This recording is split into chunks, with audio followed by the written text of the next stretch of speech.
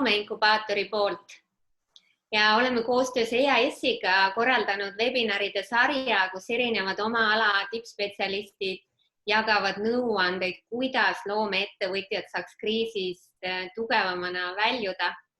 Ja täna oleme jõudnud sarja 4. ja ühtlasi siis viimase webinarini, kus Ameerika päritolu loomeettevõtjate konsultant ja koolitaja Jason Blumer räägib uutest ärimudelitest muutuvas majanduskeskkonnas. Webinar toimub inglise keeles ja formaat on siis taas selline, et 60 minutit on webinari osa, millele järgneb 30 minutit küsimuste ja vastuste osa. Webinar on hiljem järelvaadatav. Järelvaatamise lingi leiate Loomeinkubaatori kodulehel sündmuste kalendris tänase sündmuse alt ning samuti ka EAS-i kanalitest. Ja webinari järgselt saadame teile kõigile osalemise lehe, millele palume teie digiallkirju. Et kui kõigi allkirjad on koos, siis saadame laiali ka webinari slaidid. Ja korraldusliku poole pealt on ilmselt kõik, nii et annan hea meelega sõna üle Jasonile. Welcome, Jason. The screen is all yours, so please. Yeah, thank you so much for having me. This is very exciting. So I met Karin, saw a webinar I did in New York for some creative industries, so the creative designers. And so she invited me to come do a webinar for this beautiful digital Estonia, as I've learned. Which is great. As a digital country, you guys really do have the opportunity to build and create a global business. As you know, there's a number of global businesses that have come out of Estonia. So I hope this inspires you to know how to build a company in a great way. So let me get my screen moving here. Thank you for the introduction. I am Jason, and I lead a couple of companies with my partner, and we've been working with creative digital design agencies for probably over a decade now. And we consult with them, we help them grow. We teach a lot. We teach a lot of ways creative digital companies can grow in healthy ways, how they can become more profitable, how they can produce more valuable services and products for the clients that they serve. And a lot of our clients work all over the world. So if you want to, you can follow me on Twitter, Jason M. Blumer, and that, on Twitter, LinkedIn. If you connect with me on LinkedIn, I think a few of you may have done that already, I think. And so on LinkedIn, I post a lot of the webinars I do as well. So feel free to connect with me. And then our firm, Blumer CPAs, CPAs is our financial designation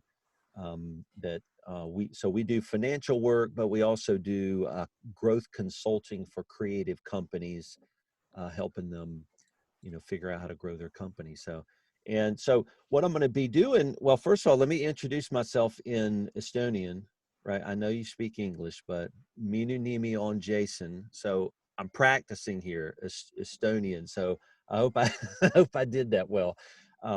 But anyway, this whole thing will be in English, obviously not Estonian, because I do not speak Estonian, and it's very complex.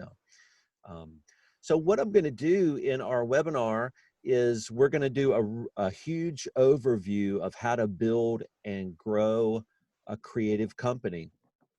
And I want to give you a sense of what a creative company is, how to understand that creative company, how your clients interact with you, and the things that we teach. There's some particular things we teach our clients too. So if you're taking notes or any kind of notes or something, really the 4 Ps, as I call them, may be the sections you want to take notes in. So we're going to talk about the word positioning and what that means. And we're going to talk about a platform, which is the thing you stand on to do your work and deliver your work digitally and globally all over the world.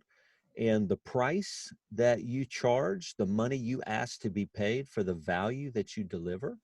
And then, of course, the products and services are the things you sell. And we're going to talk about how all these relate together. So if you're taking notes, these are going to be the four main areas. And then there's going to be a fifth area that we've learned and we teach a lot and we write a lot about in some books we have, which is the influence you have over your client and how important the influence you exert over your client is when you do your work. So a very important part of creative work is taking time to build your influence over your client. And we're going to talk about that. That's kind of the fifth part if you're taking notes. So, okay, so what I did is I drew a picture here. I'm about to show you a picture. I actually didn't draw it, but it's a digital depiction of all that you do in your creative company. And when we go through this webinar, we're going to have time for Q&A at the end. And, you know, if there's Q&A, I'll stay and we can answer any questions you may have. So now, I haven't shown anything on my screen yet, but I'm about to. And the reason I want to lay out and depict what a creative company is because what you do is it's not always depicted. Sometimes it's digital, sometimes it is product-based, but you are also not only the creative professional, you are the owner of a business. And so there are other things you are supposed to be doing and need to be doing. And I want to break down all the many parts in a visual way so you understand what you're looking at. So this is you, the creative professional. That's you dancing, I guess, on a, you know, out loud. So you as the creative professional, it's good to understand that everything you sell comes from your mind. And that's an important thing to say out loud, that the value you create is thought up by you in your mind. So taking care of yourself, making sure you're always learning, coming to webinars like this is extremely important because truly the income you make comes directly out of what you think. And then you hope what you think is valuable to the world and that you can put a price to it and sell it. So you as the creative professional are the person that creates the things that you sell. That's a really important thing to recognize. And you as a creative professional is extremely valuable. You are very valuable. So your mind, your thoughts, your ideas cannot be created by anybody else, right? You solely own the creative output that you can come up with. And that has extreme value in the world. And when you recognize that and believe that, you'll have a lot more power to price yourself, because a lot of what creative professionals struggle with is actually believing they are valuable. And you are valuable because you alone can only create what you are meant to make. So that's a really important part. So this creative professional is not only producing this thought and these ideas, but you are also the business owner. And so you do this thing called positioning. So this is a megaphone, and we're going to see that you're speaking through a megaphone to your market. So positioning is a broader term that's basically important for you to understand as a creative professional. You have to make a stand and tell the world who you are. You have to position yourself accurately into the market that you want to serve.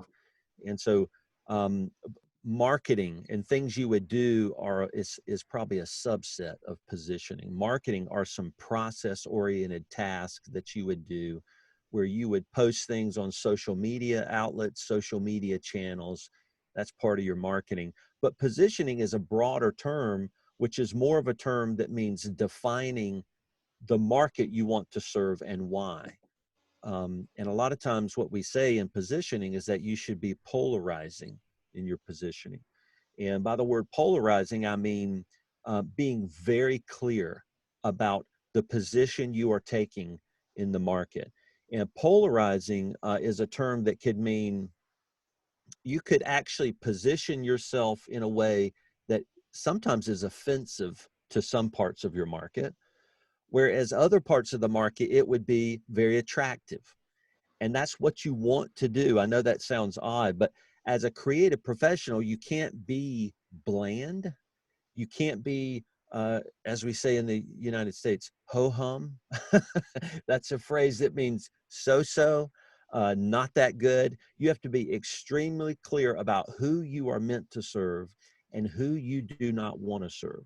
So positioning is a really clear thing where you're saying who you want to serve, but you're also being very clear in your positioning who you do not want to serve. What positioning does, as you're basically taking a stand in the world. And again, you're not trying to become what the market wants you to become. You're trying to be who you are, understand the value that you are, and you're trying to speak with that value to the market that wants what you're selling, basically, is what that means. You're meant to only serve the ones that want what you're coming up with. So you're not meant to change and become what a market wants, because then you won't be true to what you're doing, and you'll cease to become valuable, because you're trying to meet the needs of a market when really you should be meeting the needs of the market that tend to want what you want. And positioning is a marketing term to help you understand that. When you're positioning, you're speaking to a market. And when I say a market, I mean probably the whole world. Let's just make it very broad. So let's say you as a creative professional in Estonia, you can serve the whole world. Well, the whole world is a difficult market to serve. So positioning is a form of narrowing your market. That's always a smart way to build a business. You always want to narrow the market. You want to know, who am I meant to serve? And so you're always trying to figure out of which part of the market would I find my most ideal client. The client that is most aligned with purchasing the things that I want to sell. You're trying to find them. And this is very difficult task to do. And it does take work. It takes thought. It takes planning for you to do these things. And these are a lot of things that creative professionals do not do. They struggle to do this.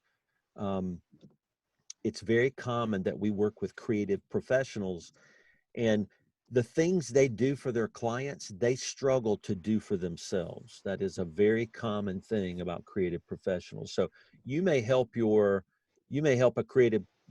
client understand something they love or care about or want, where you struggle to even define that for yourself. That is very common. So don't feel bad about that. It's just a very difficult part of what we do when we run creative businesses. So you're a creative professional, and you're meant to position yourself accurately to a narrow part of the market you're meant to serve. That's your job in speaking to the world who may purchase your services. And a market is so broad, you have to narrow that market.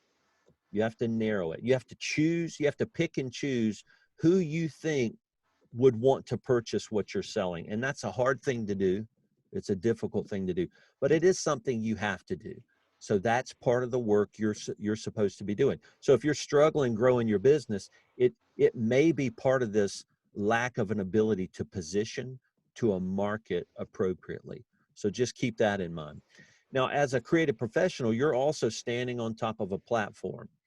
And the platforms can be used for many different things. We're going to give examples of platforms in a minute. But a platform is, how do you deliver your service? How do you deliver your product? How do you receive your money? It could be the social media channels you use to speak to your market, to position to your market. So as a creative professional, you're always standing on top of some kind of platform that you're using to give you some height, some visibility to a market. And it's important for you to know you choosing the right platform and migrating away from a platform that's not working is a very important thing. You have to think about that. Now, okay, so before we move to the right-hand side of the visual, the center, the creative professional, and what they're doing on the left-hand side is speaking to their market. Now what we're going to show on the right-hand side of the visual is actually now internally, like inside your company. To the left-hand side of this visual is outside your company. It's the market and the work you're meant to do there. Now, when you bring people into the right-hand side of your company, this kind of completes the visual. I want you to know that there's the stage of pricing your product and pricing your services. is an extremely important part of what you do as a creative professional. And I think at least many professionals we speak to, they do not spend a lot of time on pricing. And pricing, so let's talk about what pricing is. Economically, pricing is an indicator to a market of the value that's being sold, and to the client, it's an indicator of the value of what they're about to receive. So a price is an extremely important thing to talk about. We're going to talk about how to price, but how you price, how you deliver your price, it's the final determiner to your client. Once they find you, it's the final determiner as to what your value is. And of course, what we teach our clients a lot is your price should be extremely high. So one way to separate yourself from the market is to have a higher price than your competitor.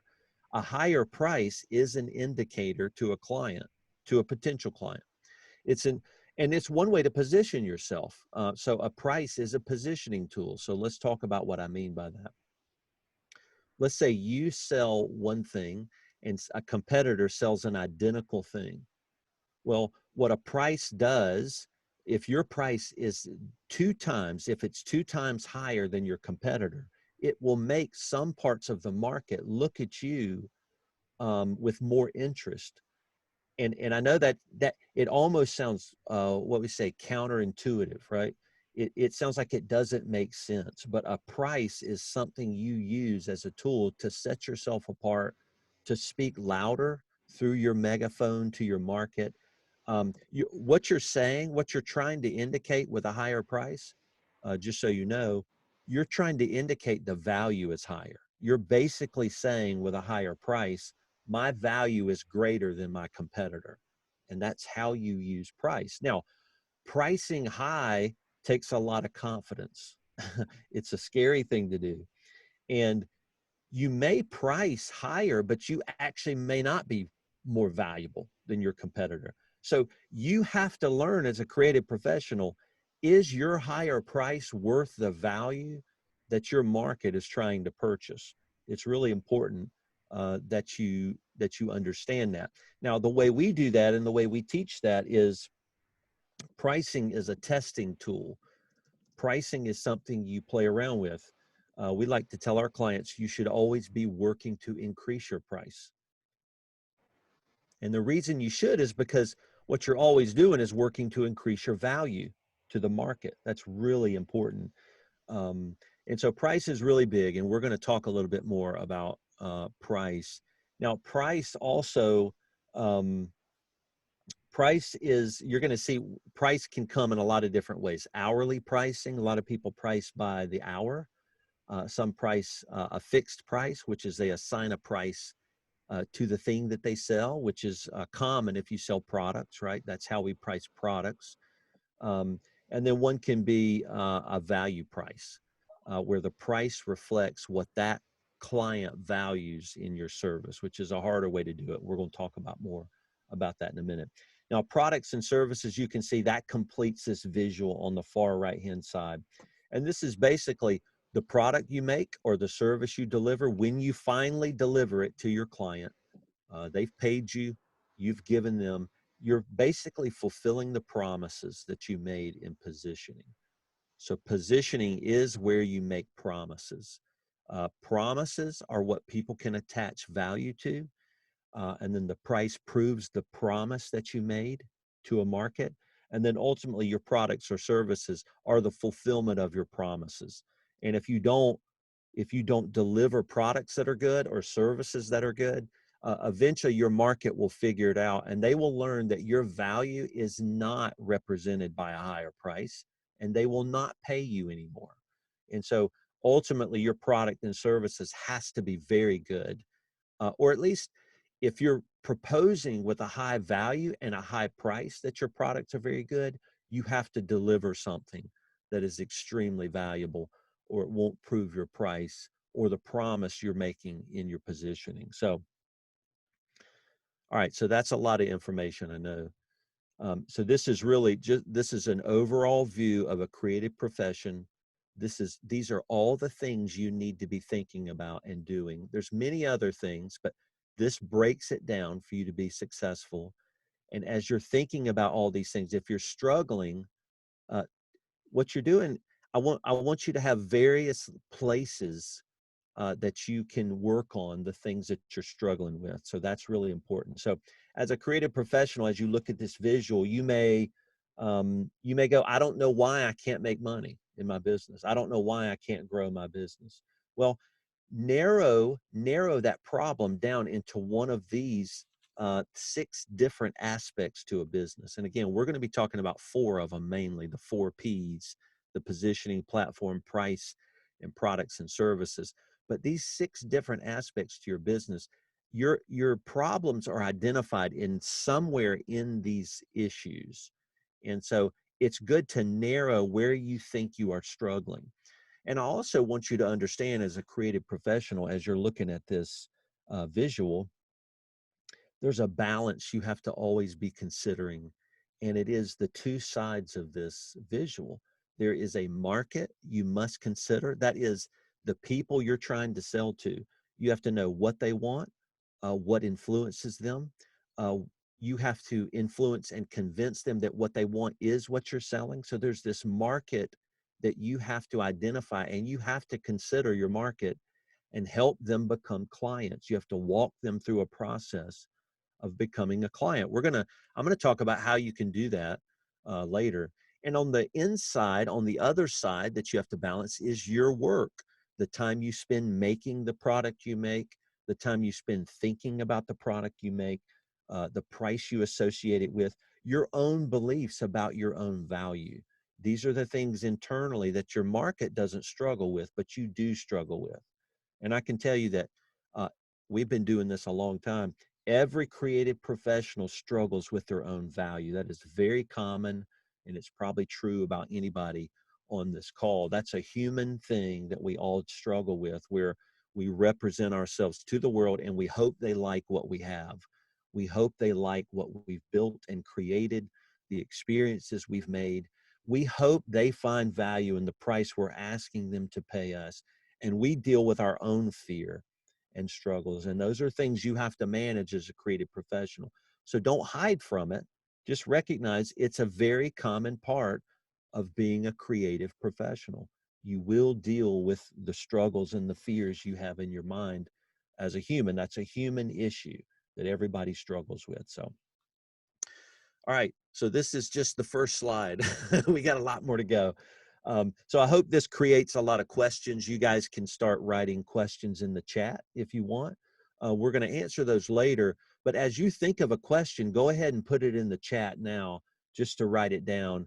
And you can write it in English or Estonian, because we'll have it translated for me so that I can understand it. So there's the makeup of the business. Okay, so here's the 4 Ps. So the first one we're going to talk about is positioning. The second one is the platform that we mentioned. And then the third one is the price. And then the fourth one is the products and services. So let's kind of start defining these for you. So I want to define positioning. You can see that on your on your screen. So positioning is how you claim your purpose and the promises you make to the market that you're intending to serve. And I'm gonna show this screen multiple times throughout the webinar. So at some point, all 4 of these boxes will be filled in. And if you want to wait till that time, you could take a screenshot of this, so you'll get all the definitions at one shot. But the positioning is how you claim your purpose and the promises you make to the market that you're intending to serve. So an important part of positioning is to claim very decidedly what your purpose is to your market. Again, you're not meant to position only what you hope your market wants to hear from you. You're meant to say, here's who I am and here's how I want to serve. It's very important. And so what I wanted to do is put our firm's positioning statement on the screen. So this is a screenshot of our website, blumercpas.com. And we lead with a statement. And that's what you want to do. You want your website, your platform, you want to lead with a statement of your value. This is a positioning statement, and it is meant to be a very clear positioning statement. So our statement is we proactively lead clients to equip them for growth. So this is a statement of what we want to do as a firm and how we want to serve creative professionals.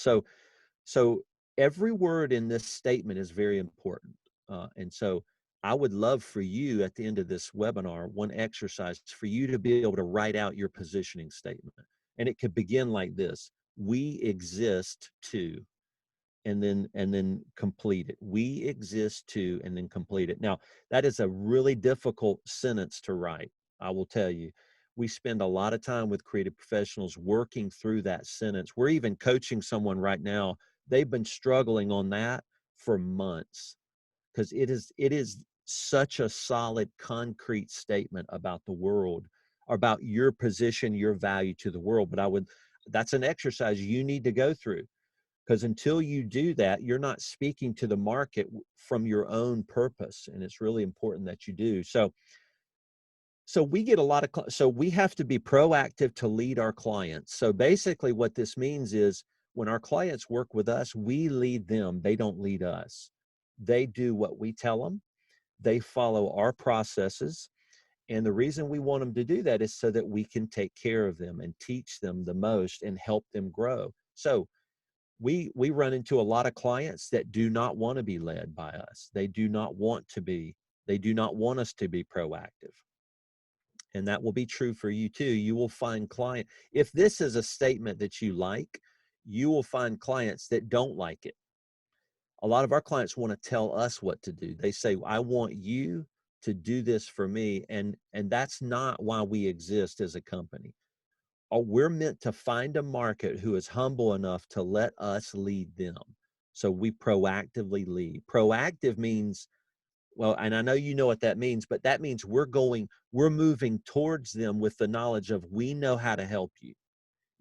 You sit still and you wait on us to approach you and lead you through the processes and guide you through a process to help you understand how to grow your business. That's the state and the position our clients need to be in. They need to be waiting on us and letting us lead them. Yesterday, we were talking to a creative agency owner that we've talked to for months. And she said, I want you to lead me. She said, I want somebody to lead me financially through the process of how to grow my company. She's a perfect fit for our client, for us.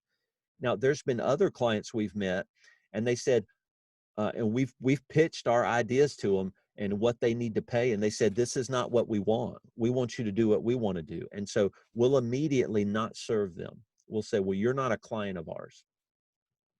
Because remember, as we look at our chart here, our goal with our positioning is to carve up and chop up that market to make it narrow so that it's small enough for us to go, okay, this subset of clients are the ones we're meant to serve. Let's go talk to them and let's stop talking to everybody else. And if we offend, or even our polarizing positioning tells these other clients that they're not valuable to us, that's a good messaging.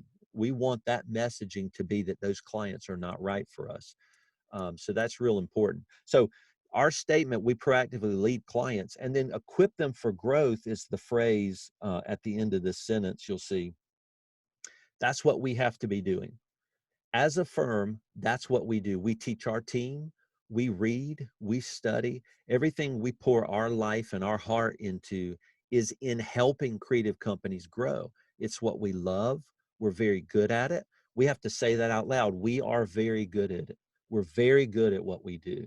And that's hard to say sometimes, but you do have to get to the point where you know that you are good at the thing you're positioning your market to believe. We are very good at helping equip our clients for growth. We're better at it than the client is.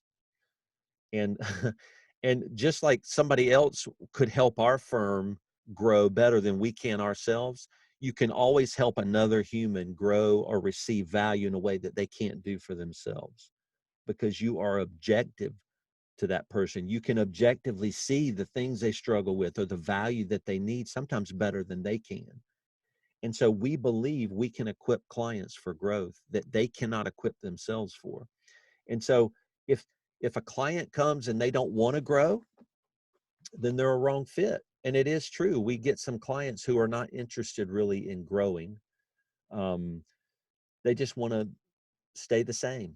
And we're really not a good firm for them if they want to stay the same. So there's a positioning statement. Now, so we're talking about positioning. It can be led with a positioning statement. That's why I wanted to show you this sentence and give you an example of one you need to fill out. We exist too. Now, I know there's a lot that would go in that sentence, but it's meant to be a voice to the market to say, hey, we're for some of you and we're not for some of you.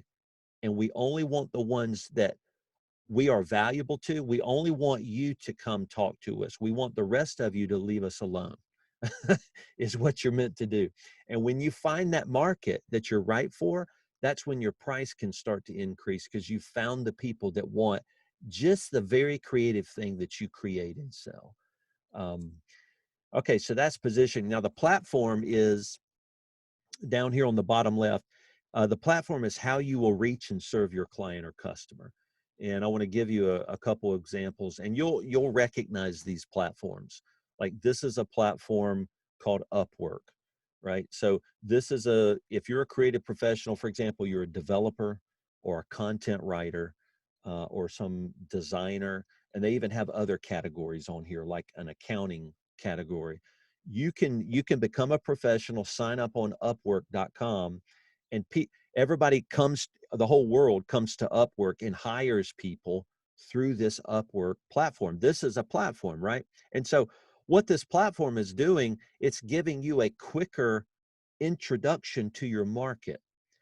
Because if all you have, and let me show another one, and you guys probably recognize this one, Etsy. This is another platform, right? And so instead of you trying to reach a whole market and saying, hey, the whole world, I want you to know I make this product, this valuable product, and I want you to sell it.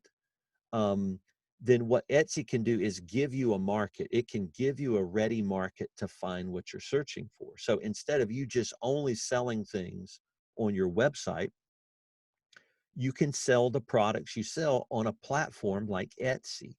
And this can be the platform where you exchange your product and services. And of course, you get paid to do that as well. And of course, this is a messaging system too. You can message and talk back and forth with your clients. And I'm sure you've all purchased things on Etsy. I have, and I've purchased, I can purchase things all over the world through Etsy. Handmade leather Italian belts. It's handmade. I bought one of those because I want that kind of product, and I found it on Etsy, and it was from somebody who hand makes these in their garage in Italy somewhere. I don't know. And it's a fabulous product, and I would pay more for it than just going to a local store and buying a belt that's just normal that everybody finds. So this is just what I mean by an example of a platform. So it could be Upwork, where you sell a service, could be Etsy, where you sell a product. And again, all of these as a creative professional are things that come out of your mind. They come out of your mind. It's the way you sell things. So these are great platforms to use. There are other platforms you can use for the positioning part of what you do, right? We mentioned those, which are the social channels. And we market our services on the 4 main social channels, which are LinkedIn, Facebook, Instagram, and what's the other one? I don't do the marketing in our company, but the 4 main channels that we sell on Twitter, right? That's the other one. So if you follow me or you follow our firm on Facebook, follow me on LinkedIn, follow our firm on Instagram, and follow our firm on Twitter, you'll see we're positioning. You'll see a lot of our messaging. Positioning is all about messaging and speaking to people.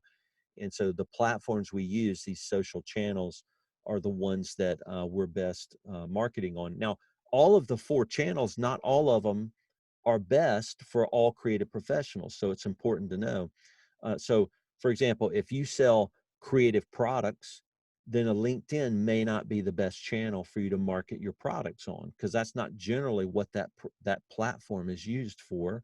It's used to market business services. But Instagram is the channel, right, where you can market your creative products that you, so it's just under, and I think you probably know that, but it's just an important understanding of which platform you're meant to be serving. All right, let's talk about price now. Price is something that few creative professionals really think about, talk about, study. It is really one of the most important things that you need to be focused on in your service, and we'll talk about why. Again, a price, this is the indicator to the world. So let's say as a creative professional, you're growing, you're learning, you're positioning well, you're speaking with a right positioning statement to the world, you're finding that right market that can become a client. When they come to you and say, okay, I'm ready to become your client, I'm ready to purchase from you, the price you give is such a strong statement as to what you believe about yourself. The price is such a strong indicator to that client of the value they're supposed to place in your product or service. You have the ability as a creative professional to influence what that client believes in the value of what you're selling. Your influence and your ability to convince them is so important. So your price is very important. You must set it at in a really extremely important way. It's not just throw a price on there that somebody else, like if you find your competitor and you price your services the same as the competitor, that's not distinguishing you from your market at all. It's just making you the same as everybody else. But here's the beauty of being a creative professional. You are not the same.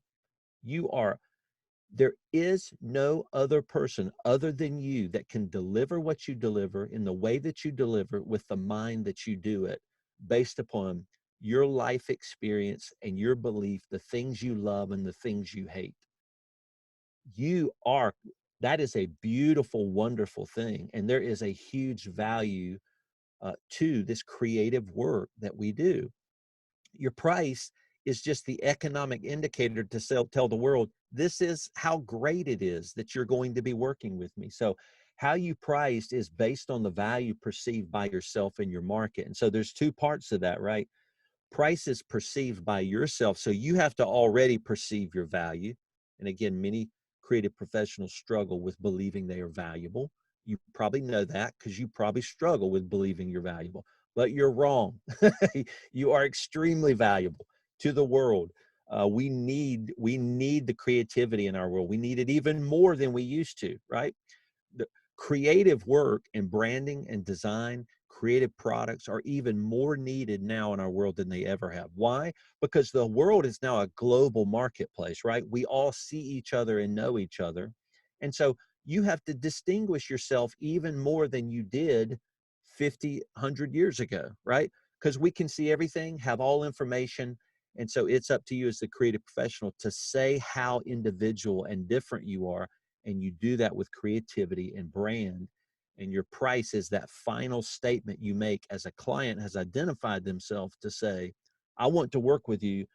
You get to say, okay, if you do, then the price you're going to work with me at is this. And it is whatever it is, it may be a low price, it may be a high price, but however you set your product price is very important. And it's based upon, excuse me, it's based upon the value perceived in what you do. Price is not based upon what it costs you to build your product. And that's how a lot of people price. They add up the cost of their product and they may add 10% to it. And that's not how you price.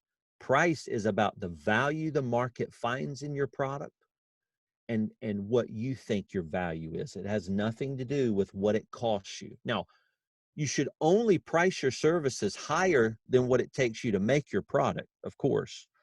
You should only price it in a way that you make money, but don't limit yourself to that. You should push your price higher because there's a lot of value perceived in that. And price is determined by value, not the cost of things. That's a really important economic principle to understand. So let's talk about price. And these are just many different ways we talk about price with our clients. So you can price by time, right? So hourly pricing, let's say you perform a service, you perform a content production service or a design or development service, you can price by time, which this is the easiest way to price, right? You don't have to have any conversations with your client at all. You just have to say, we're $100 an hour, 100 US dollars an hour, whatever that work out into Estonian. And it's, so the passing of an hour as I'm working on your work produces money for me. And so it doesn't have anything to do with what you value about yourself. It doesn't have anything to do with what your influence over what that client perceives in the value of what you're doing for them. It's just the passing of time produces money, and it's the easiest way to do it. You could sell, and this is how you sell products, right? It's called fixed pricing, whereas the price for the product is fixed, and every client pays the same price. Now, that is typically how products are priced, right?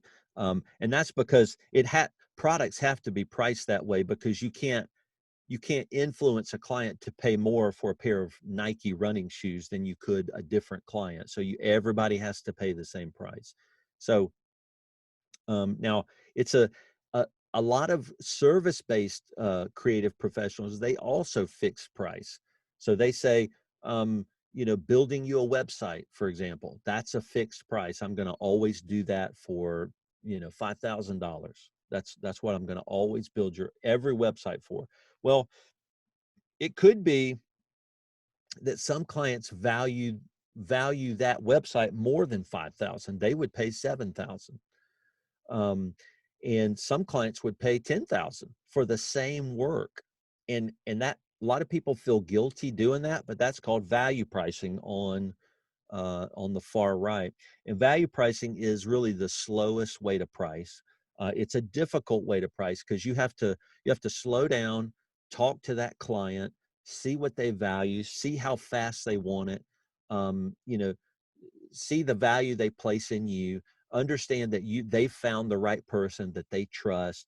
You can potentially price services a lot higher because of a client's perception in your value. And so with value pricing, the price changes per client. It goes up and down depending on which client that has found you. And now with a product, it's harder to do value pricing, because you really do have to fixed price your products, because different clients are not going to purchase your product at different prices. Typically, because the platform you're on, like Etsy, you have to assign a fixed price to the product you sell anyway.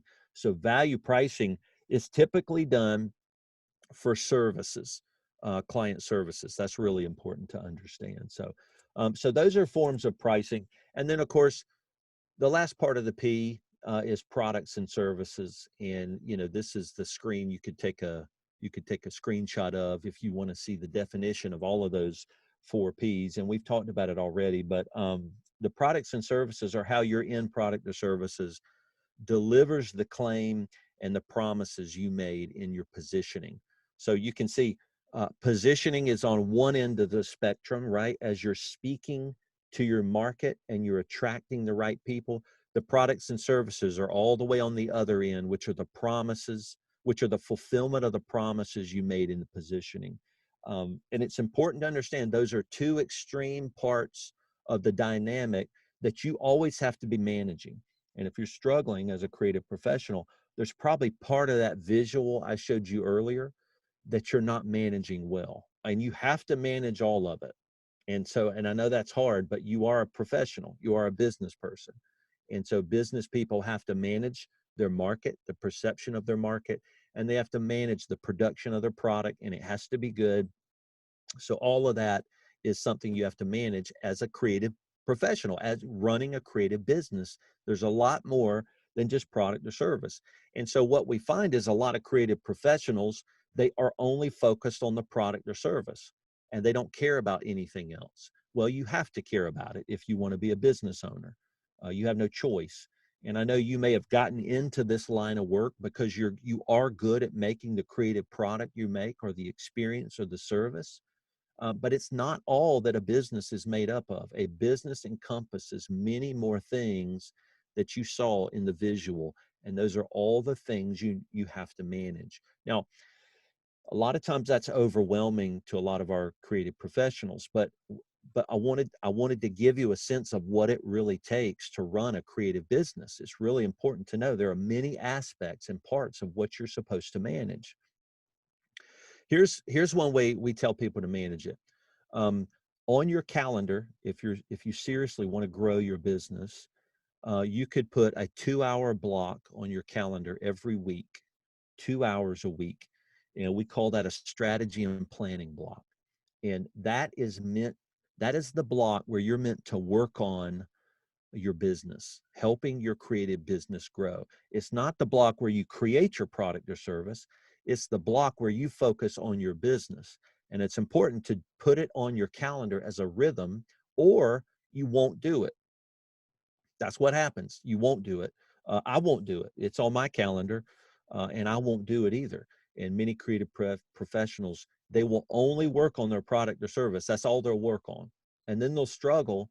It's because they're not considering their platforms, their positioning, their marketing, pricing, the influence of the client. All of this is very important that you have to manage, as well as the product or service. And that's just what you got into when you started owning a business. I'm just giving you the reality of all the things you have to manage.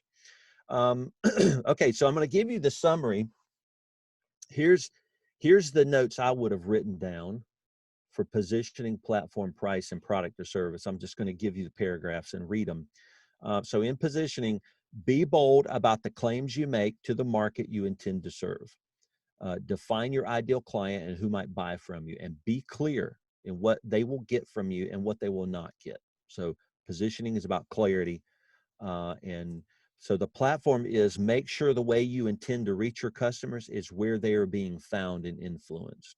So we talked a little bit about that in the platforms, where, if you're marketing a creative product, you probably want to switch towards Instagram or Pinterest channels to do your marketing. And you probably know that.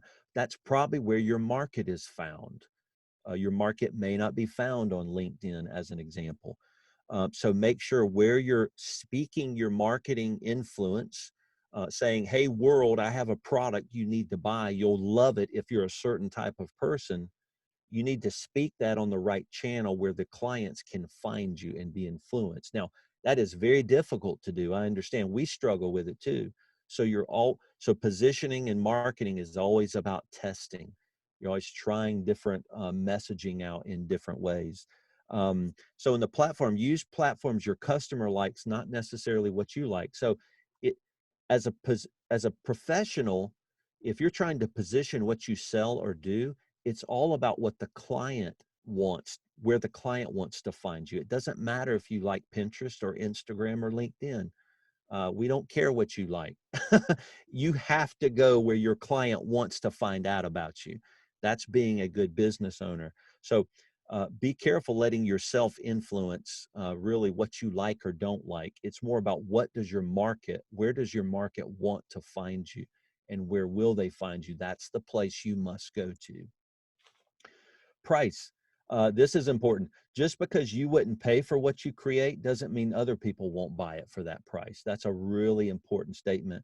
Don't let your wrong thoughts about money and influence how you price your services. So we find this to be very true, that when we're coaching people and we say, you need to double your price. You need to increase your price by 2 times. And I would say all of you should try that. You should test with a client doubling your rate, your market, what you charge for your product, and just see what happens. Now, what you may do is your income may go down, and that may be a sense of a lottery. It may be that your market is a large enough market's not hearing about you, or it may be that your current clients would not pay double the price, and you may have been working for the wrong clients, or it may be that you've wrongly valued yourself by doubling your price. But I have a belief about creative people, and that is that they are extremely valuable, and I believe they are way more valuable than they believe they are. And so you have your own thoughts about money, and just because you have thoughts about money does not mean your market has those same beliefs. So please keep that in mind.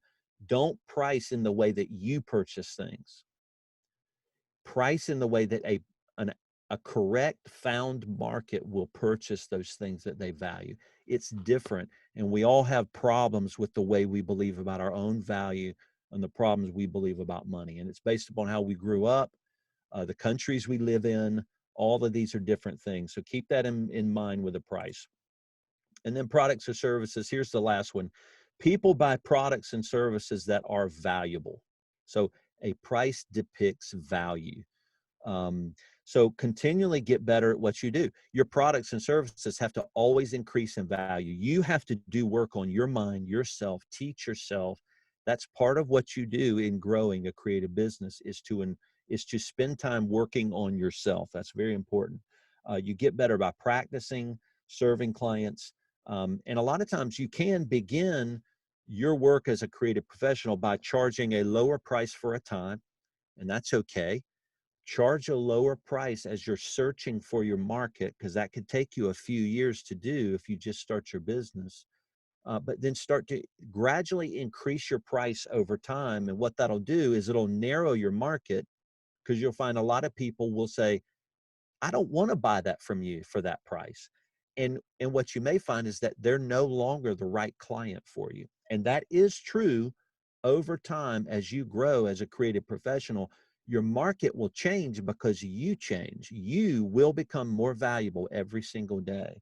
You're meant to do that. So your price should be more 2 years from now than it is now, because you will be a more valuable person in your ability to produce the valuable design or product that you make than you are now. And you'll grow in a lot of ways. You'll grow in learning who your market is, in positioning more clearly. You'll grow in the promise of the product and service that you deliver. You'll make the experience better when your clients purchase from you. All of that influences the price. So your price does need to go up over time because your value increases over time. Value and price are intricately tied together. Actually, we would say value is the most important thing. Price follows value. So if you ever want to make more money, you should always be increasing your value. Your price will automatically go up as your value increases. That's an important economic principle to creative professionals. Increase your value. There's a lot of ways to do that. Look and find out what is valuable. Ask your clients, what did you find valuable about my product? A lot of them may tell you it's not even your product that's the most valuable. It's you. It's the experience. It's the way you talk to them. That value has a price. The way you interact with your client and care for them and love them and walk them through their own struggles about the value of purchasing creative services. All of these things are part of the value, so they all have a price. So don't just price your product or service, price the experience that the client gets to feel and go through with you. That's really, really important. So, okay, we're headed towards the end, so I'm going to have to talk fast because there's a lot of information, but I want to talk about just a concept you may have heard. This is more particular, called B2b and B2c. If you've heard those terms, basically business to business or business to customer. Now, if you serve in a business to business market, basically what you're doing is you're not serving really a market, you're serving other businesses. And there are particular ways to deal with these 4 Ps as you serve other businesses. Now, if you serve customers, these are the direct humans that can find value in what you do. You're going to deal with those Ps in a much different way. So I'm going to put them all on the screen and then talk through them briefly. But these are just my thoughts about how you would want to think about these 4 Ps in these different areas. So, all right. So for positioning, if you serve a business, and this would be, let me give you an example. I'm a creative developer. I develop in a certain kind of coded language, and I serve an agency. So I don't serve clients. I serve businesses that serve clients. So I may serve an agency, and the agency says, I want to hire an Estonian or developer from South Carolina, which is where I live in the United States. And all I want to do is get you to develop websites for me, front-end development, back-end development, whatever it may be. I'm serving a creative agency. The agency is the one that has the relationship with the client. I don't. They're just serving me to perform some of their services for their clients. I'm serving a business. It's business to business. So in positioning, it's typically harder to sell on your abilities. So you have to sell to that company to be a very process efficient, low priced part of what you can do for that agency. They're only hiring you because they want to they want to outsource development. They don't want to deal with the headache of development in their own company. They want you to be fast, quick, good, and get it done and do it exactly the way you promised. So your positioning is a little bit different. Then when you do that initially, you can narrow over time and start increasing your value as you become more valuable in your skills. Your platform, as you serve businesses, you can use your website as a means to serve. And what you would want to do is that your website being your own platform is an okay way a lot of times to serve a business. And just make sure you display your value through case studies like on, it could be Dribbble, Instagram, Behance. These are different creative services platforms that display your work, that in a sense prove your value to the businesses that may want to hire you. And then price initially, you can use some packaged pricing for companies for easy selling. When you're serving a business, you want your price to be you don't want it to be a hindrance to them purchasing, so you want to make purchasing very quick and fast. And you can hear I'm talking differently than the way you would serve a direct customer. Here you're serving a business, not necessarily a human that you get to influence in the B2B category. And in the products and services, the businesses you serve tend to guide and control what you sell. That's just what you get into when you're serving business to business. They have a say-so in how you need to serve them more so than you have a say-so when you're serving B2C. So when you are serving a business, you have to be pretty responsive to them, and you have to sell quickly and fast with the value that they need. So now when we switch to B2C, what we're doing is we're switching to a different market. Now we're switching down to this lower part of the chart is where we're starting to serve humans and the influence we have over those humans. That's really important. We now are the ones that have access directly to the humans that are going to find value in what we sell. And these are the ones that we're going to turn away that are not right and are not aligned with what we do.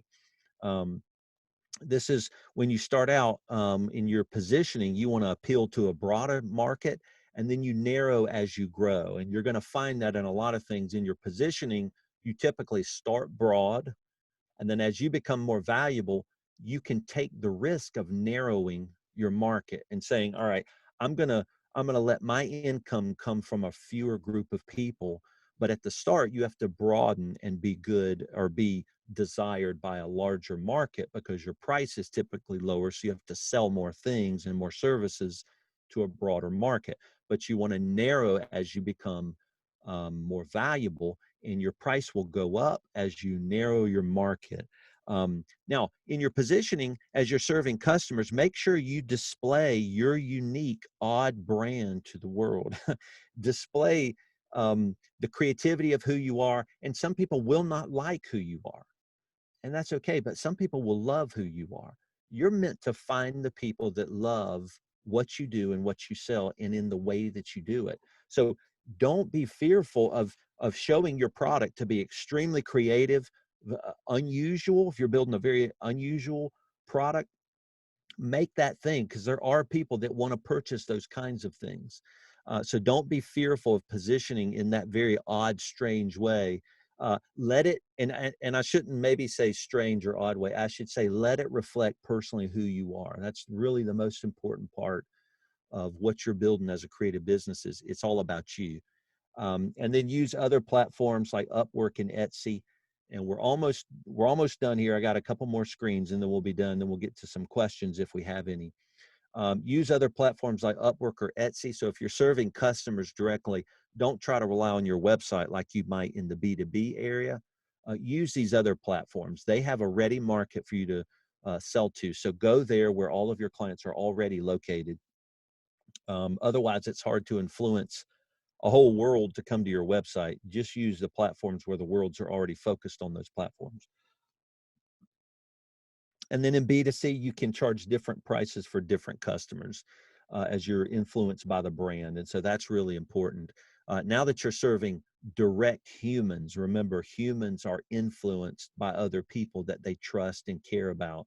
You're meant to build trust. And then your product and services in the B2C, as you're displaying who you are, use brands and logos. Of course, you know, these are the things that differentiate you among the market. And just know that customers, they're humans, right? And you're human. People are influenced by other people. And the influence is really important. So I want to talk about the importance of the, you know, human influence in creative work. So as you, in your creative work, you are influencing humans to believe the thing that you're selling is valuable. You want to convince them. So you want to give them these three opportunities. Basically, every client of yours they need to have the freedom to make a value judgment as to what they like or dislike. You want to give them some time to say, I like that, or I don't like that. You want to present something to them. And that could be on a platform saying, this is for sale. You may try a couple of different products. Some are very odd, strange. Some are the things you love to build, just to see who likes and dislikes things. You want to give another human in this B2C area that you're working with, you want to give them the opportunity to say, I'm attaching value to that. And when they do, you get to ask them to pay a price because the value came before. So there's an important part of influence in creative work. And then there's faith in the unknown, which is when you ask a client to give you money before you've produced the product or service. And this, you want your clients to be forced to have faith in you, which is belief in something they haven't seen.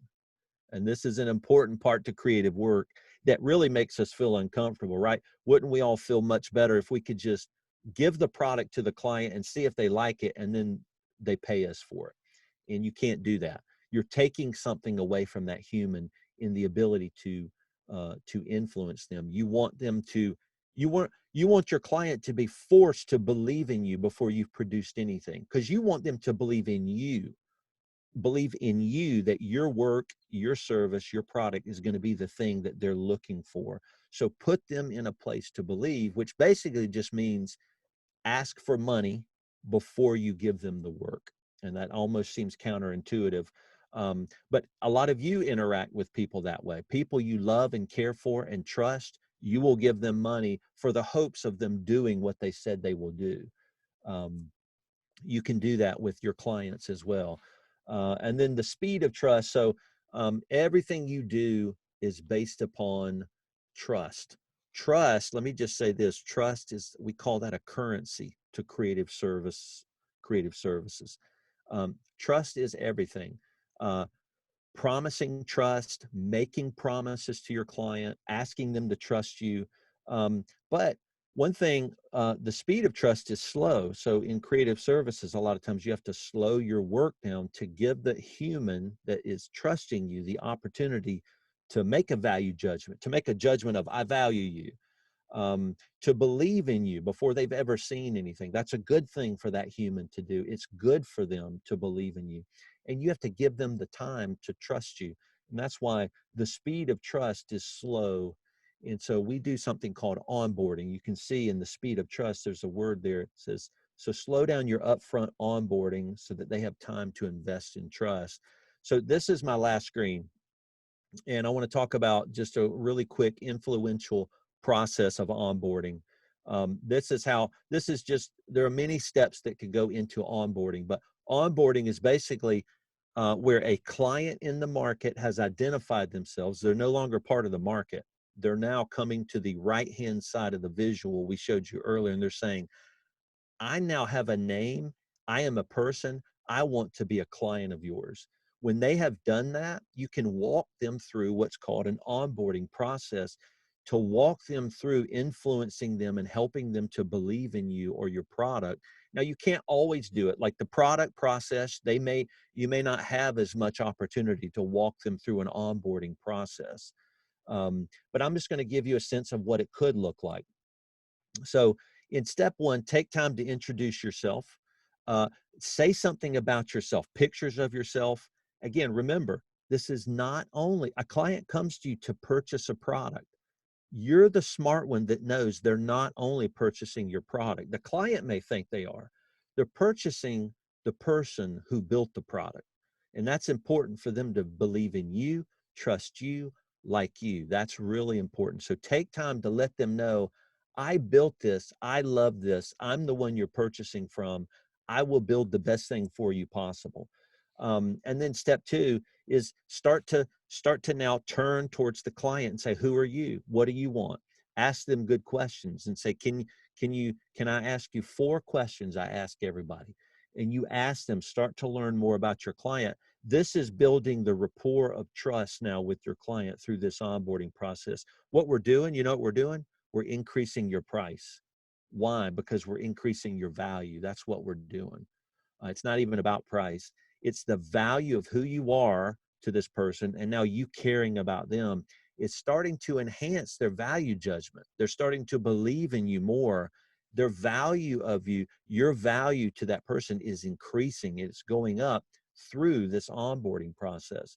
Step 3, always offer options. If a client says, I want to buy this, offer them to buy that and the 2 other things that you sell too. Always offer more, always offer options. Because when a client values you, they probably value you more than you think they do if you've done step 1 and 2 right in the onboarding process. If they have extreme value and you offer 3 or 4 more products to sell, they may go, okay, I want those too. I didn't even know to ask you to purchase those, but you're the smart creative business owner. You're the one that's showing them all the value they could get from you. So offer them more, always give them more options. Always try to sell something a client did not ask to purchase. So I'll say that again. Always try to sell something that the client did not ask you they wanted to purchase. That's a big deal. They will always buy more. They just don't know to ask you to buy it. They don't know. You're the one who has to offer it. That's your job. So always give options in the onboarding, but do it after steps 1 and 2, where they trust and care and feel connected to you. Their values increased. Now they'll receive options from you in a different way. And then give them the price. Now look at that. Price is the 4th step. It's not even about price, right? Steps 1 through 3 are about value, building and enhancing value. And these are just things we've seen in working with humans. As creative professionals, you have to spend time over the influence of the humans that you're serving. They're humans. They're scared. They're fearful.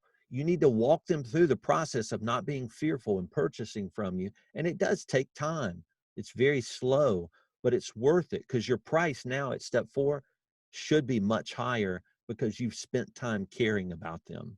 And that price does represent not only the product or service, but the experience and the value they find in you. So give them prices for your service and let them choose what they want. Always give them a high price. Give them, you always, and again, when you're trying to sell something they didn't ask to purchase, always give them options to purchase more than they asked. If they said, I've got $50 to spend with you, give them the option to spend $250. They must have that option, because just because they say they only have $50 is not true. They don't even know it's not true.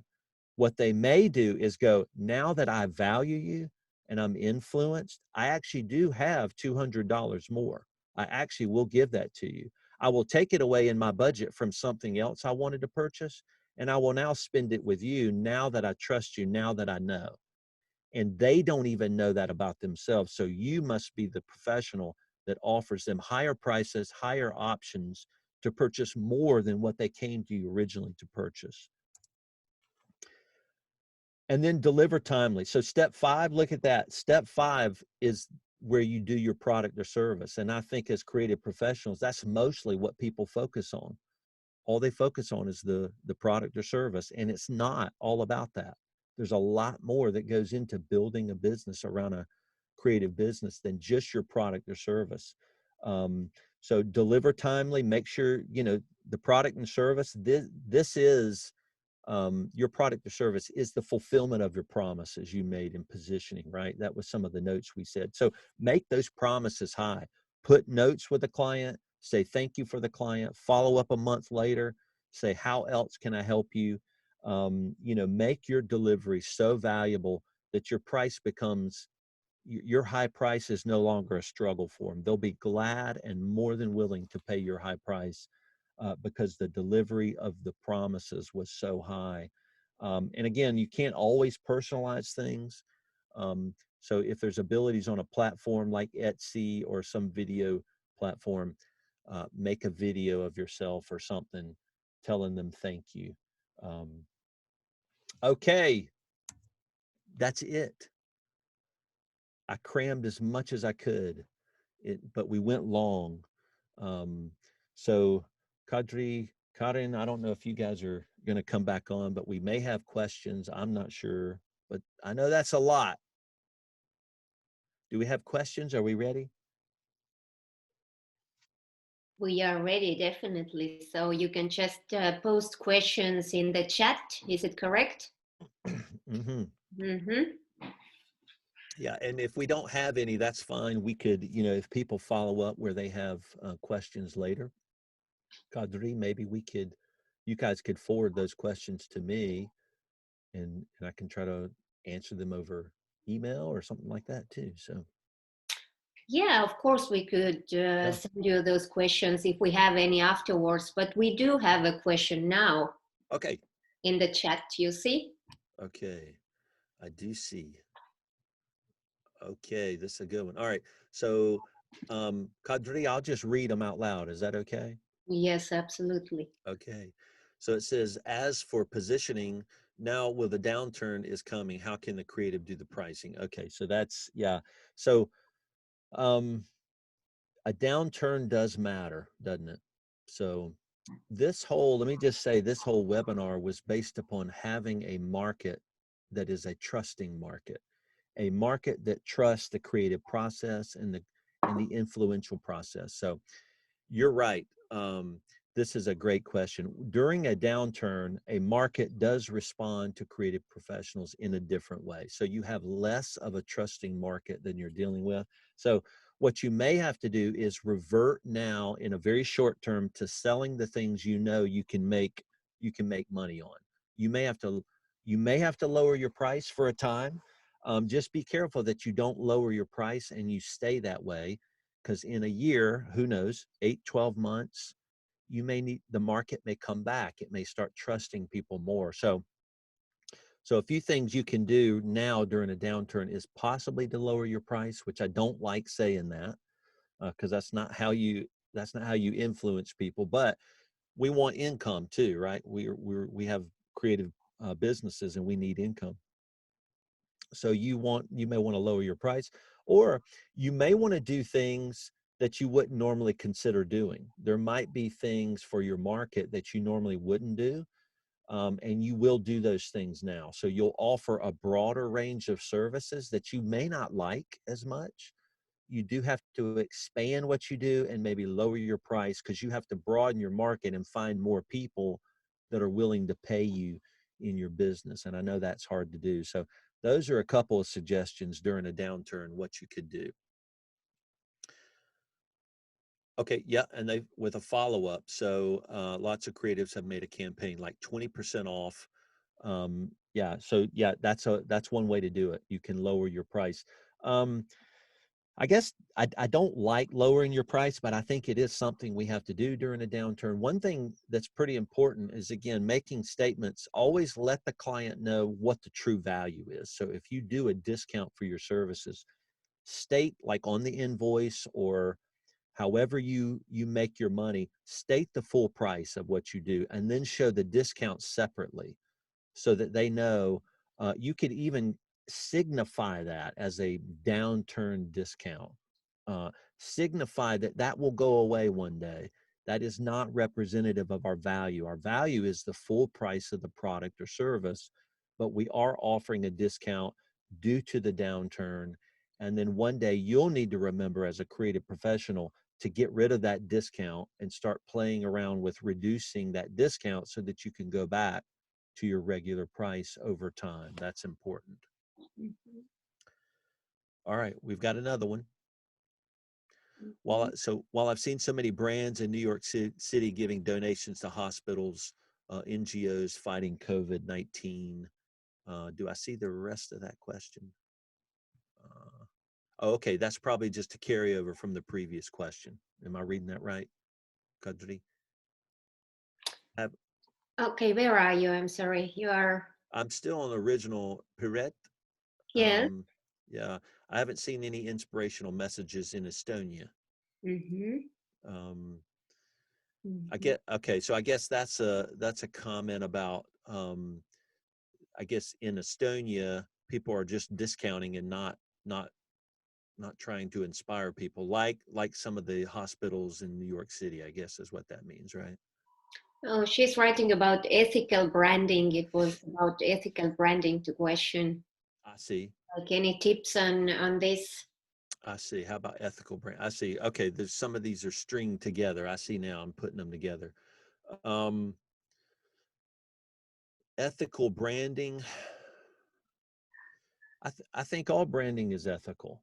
If you're not lying, if you're not lying, you're being ethical. So being real and being true is being very ethical. It doesn't mean you need to give some of your money away as donations to help people. If you can't afford that, you don't need to be making donations. And it's still ethical to try to offer your products for sale, I think, because you're still valuable. Your value has not gone down, and it won't go down unless you start making poor products and lying to your clients. Then you're not ethical. but so but yeah, I mean, but maybe if you make a product, maybe you would make something that's now uh, to aid people struggling in the COVID-19 or being at home now. You broaden and start making products you normally wouldn't make. It still may come with a lower price, but in that way you can say, I want to help everybody that's struggling. So I've decided to make this product. So that might be one way, to start helping people. Just like, you mentioned some of the brands are making donations to hospitals. That's what they're doing. They're just helping people, and it's okay for you to help people too. Mm-hmm. Okay. Magnus, I'm creating a platform. Any tips on how to create a good platform for creative professionals? Um, Depends on Magnus. Maybe you could give me some more examples of the type of platform, because a platform is broad, as we talked about. It could be many different things. But if you're creating your own platform, it means a platform. I guess I will say is typically um, a platform is typically where a lot of people are already located on, right? So like Etsy, that is a platform that's already well known. It has a lot of people using it, and it has a lot of clients and customers coming to that platform to purchase products. So it is already a platform because of how many people recognize it. So if you have your own platform and nobody knows about it, then it won't really become, or it may not become, a platform you can use to influence people, to draw a market to, that people know about. Of course, I don't know exactly what platform you mean. You may be building a platform that everybody does already know about. And if so, I would say a platform should be where there's just a lot of people that know about it. A lot of people want to use it, want to operate on it, including you. Okay, so Magnus, she said, if you need to create a new Etsy, then what would be different? Okay, um, that's hard. Creating a new platform that competes with Etsy is really difficult to do. That's extremely difficult. Right now, what we've done is we've ventured outside of the creative work. We're now building the platforms we stand on, and those are very hard to do, because what you have to do is you have to convince the whole world. Your job in creating a platform is to convince the whole world to use your platform. Well, you've already got millions of people committed to Etsy. You'll have to convince millions and millions of people to switch. And we could look and see how long Etsy has been around. It's years and years. It takes years, many, many, many years to create a platform that is influential in a way that brings a whole market or a whole world to visit. So that would be a very slow growth mentality, since you'll have to let the whole world know, convince them, and since you're a competitor to other platforms like Etsy, you'll have to convince them to leave Etsy and come to your platform. And it's hard to get humans to leave something they're safe with. As we feel safe, we typically do not want to move away from points of safety as humans. It's a really hard thing to do. So I would probably not rely on a brand new platform to produce all of my income. But there's nothing wrong with building a platform. It just is a long-term investment, and that's just something to consider and think about. Great questions, though. All right, let's see. I don't see any others. I think, Perrette, we answered the ethical one, I think. All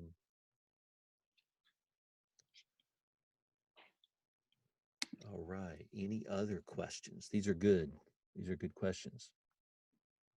Or Kadri, do you know of any general questions typical that you hear a lot in the work in the incubator, that you do that kind of work, or struggles Well, we people have? hear many different questions, of course. One of the very important ones is about the value proposition. Definitely that, well, it's the positioning and value proposition. So you mentioned this pretty much. Yeah. Yeah, another thing is that when the companies start here in Estonia, then the market is pretty small. And so, you know, they don't want to exclude too many people from their market. So this is also one point. Yeah. In That's US, good. the market is definitely bigger. So Much larger. That's a good point. And so I guess the beginning of my slides, or at least this webinar, is titled Global Creative Business Building. So I think the Estonians, as a digital country, I mean, Estonia is way more digital than the United States. Much more digital. You have the ability and the platforms to really be global companies, for sure. You know, so the world should really be your market, especially for creative services.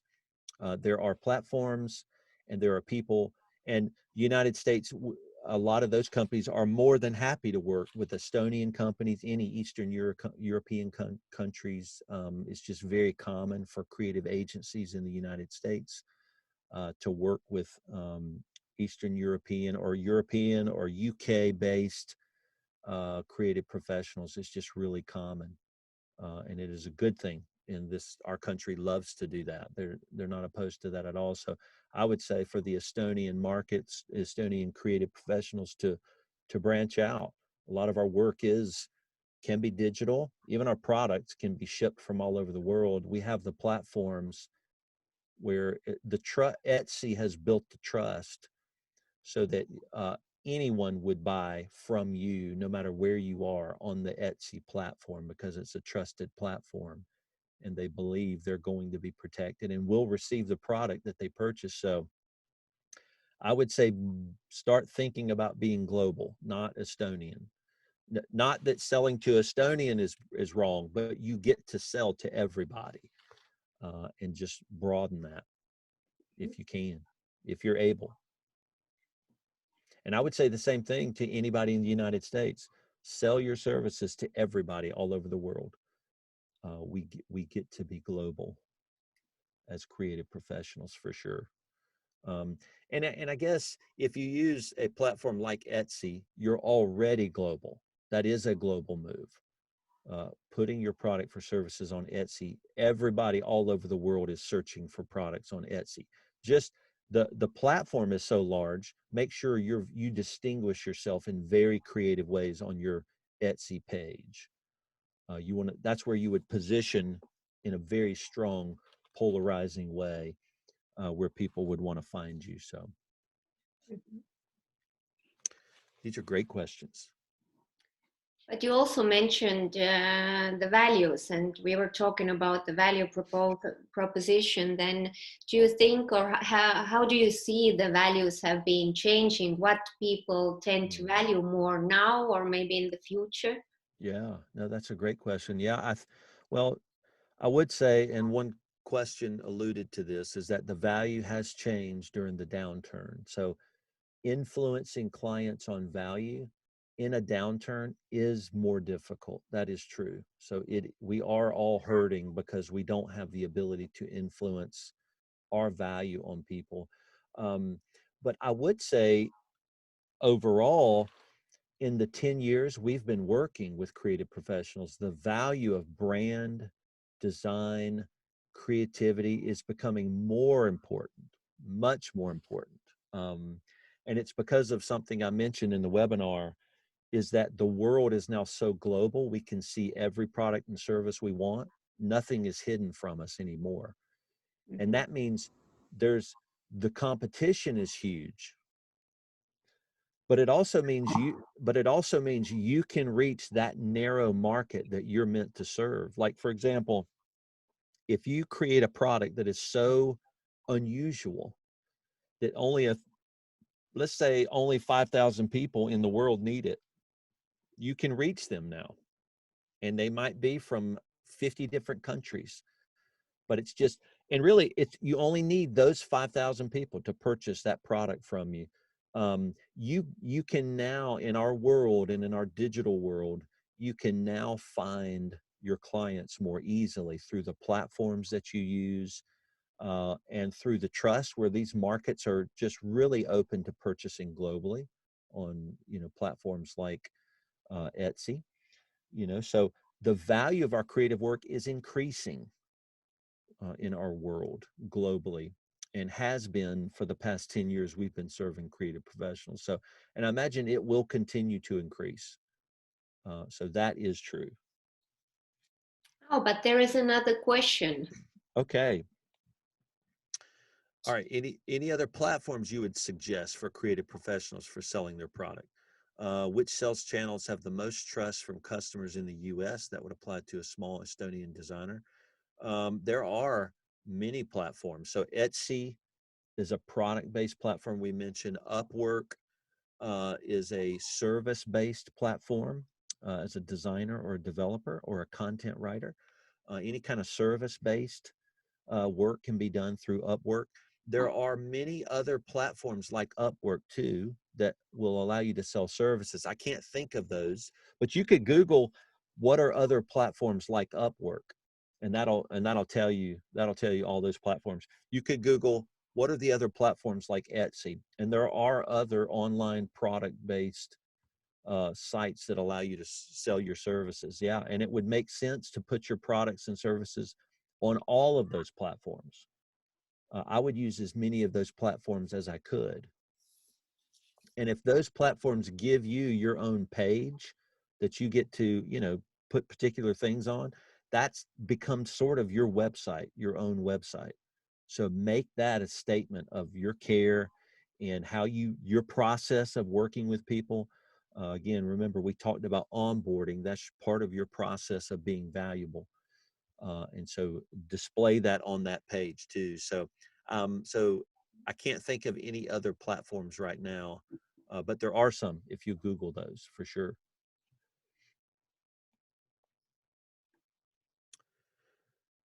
Okay. So there would be just 1 minute for the last question. Is if anybody has something still on their mind, so let us know. Yeah, be glad to answer any other questions that I can. I'll answer them the best I can. I hope it's helpful. Yeah. But otherwise, thank you, Jason, so much for inspiring us. Thank you, Kadri. And I hope that every participant got their own new ideas from your webinar. I hope so. And all together, new ideas from all of our 4 webinars. So they were all from different perspectives. So I really hope that everybody has got some new ideas to apply. Yeah. Oh, one more question. Still one more question. One more. We have time, right? So, yeah. So if you're not known if you don't know who your market is, I guess, how would you test it? Well, you would test it on your platforms, the platforms that you use. And so, yeah, you're right. Finding your market is testing. It is putting the messaging out there in certain platforms. So if you sell a creative product, I would put it on Etsy, and then I would periodically message those products for sale on Instagram. And or you can do paid advertising, right? That's a way to test things. Now, paid advertising is pretty dangerous because that costs a lot of money, and there's not always a lot of benefit, you know, for that money now. So, so just be careful about that. So, I hope that helps.